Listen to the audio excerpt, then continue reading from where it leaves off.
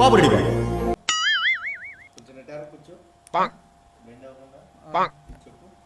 Hello Balu, hello. ఈరోజు మనము Devara review చూసుకున్నట్టయితే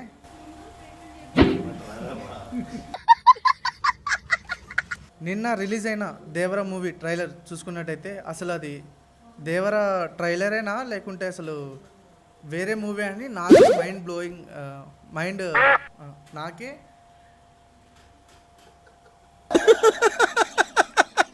నాకే మైండ్ షాక్ అయిందనమాట.